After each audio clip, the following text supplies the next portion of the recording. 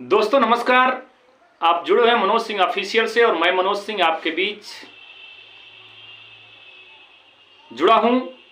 और एक video session बनाने का प्रमुख उद्देश्य है कि जितने भी हमारे साथी चाहे टीआरई 1 के हों, टीआरई 2 के हों या टीआरई 3 के हों, उन सबके लिए एक आवश्यक संदेश भी है और एक अच्छा जानकारी भी है।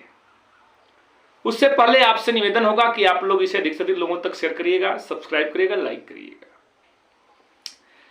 कल का हियरिंग में जो हमारे गोपाल नारायण शंकर जी थे, उन्होंने यह प्रूफ करने में सफल रहे कि 18 मंथ का कोर्स नहीं है, ये 24 महीने का कोर्स है।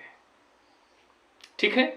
और जितने भी टीचर हैं सब इन सर्विस हैं। इसको आपने बखूबी लाइव देखे होंगे, मैंने भी चलाया था, सभी लोगों ने चलाया था। लेकिन उसी बीच में एक और कंफ्यूजन की स्थिति बना 15 और 17 वाला, तो उसका भी लगभग कंफर्मेशन आप लोगों को हो ही गया होगा कि ये 15 से 17 सेशन में पूरा ट्रेनिंग करवाना था अनट्रेन्ड टीचरों को, लेकिन किन्हीं कारणों बस नहीं हो पाया। आरटीई एक्ट 2009 में बना, 10 में लागू हुआ और 5 साल के अंदर में नहीं हुआ। इसके बाद 17 से 19 तक इसको करवाया गया।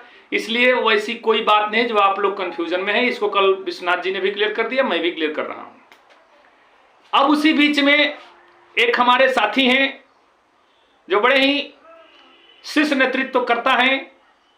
उन्होंने व्हाट्सएप के माध्यम से लिखकर भेजे हैं कि भाई ये फ्रेशर भर्ती में नहीं है। तो भाई फ्रेशर भर्ती में जब ये नहीं है तो जो हमारे टीचर इन सर्विस रहे सरकारी वाले, वो भी तो फ्रेशर में चले गए।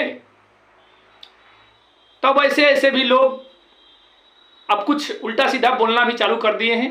खैर कोई बात नहीं है। मैं तो शुरू से ही बोलता हूं कि जब काम बन जाती है तो लोग क्या क्या नहीं कहते, जब काम बिगड़ जाती है तो लोग क्या क्या नहीं कहते। मैं तो शुरू से ही ऐसा बात बोलता रहा।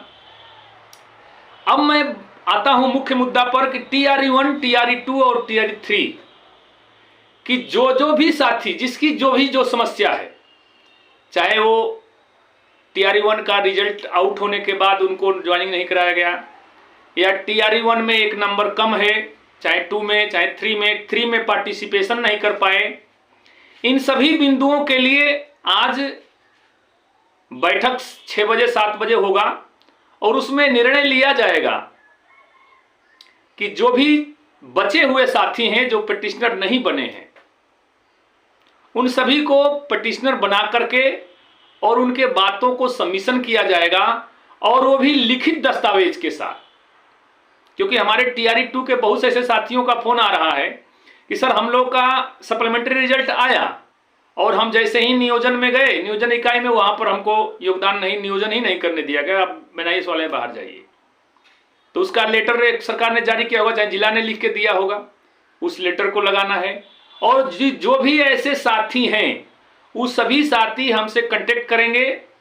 वो अपना आधार कार्ड, डीएलएड का सर्टिफिकेट, मार्कशीट, सनद, फोटो और साइन, अब प्लस 5,000 रुपया एक व्यक्ति पर रखा गया है।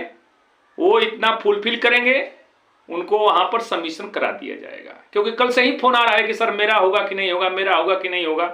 तो उन सभी बिंदुओं पर हमने चर्चा किया और उसका लास्ट निर्णय 7-8 बजे हो जाएगा।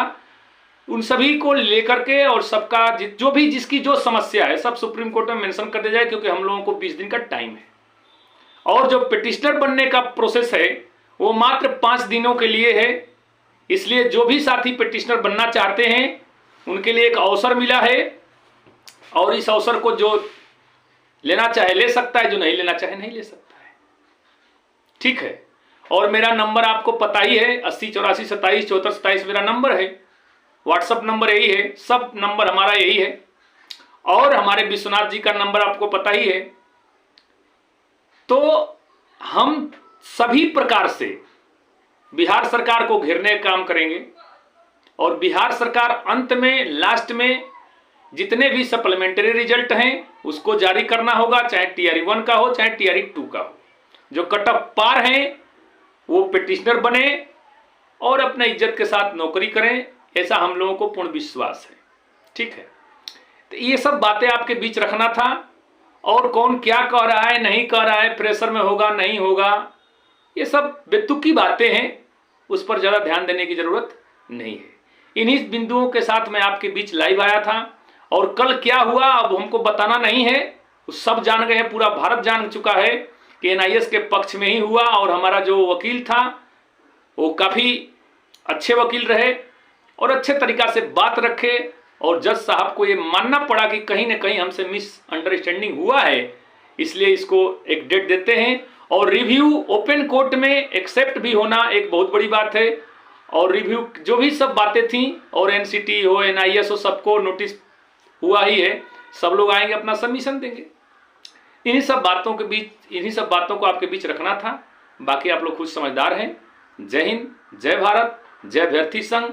और डीएलएड के जितने भी साथी हैं सबको बहुत बहुत बधाई, धन्यवाद।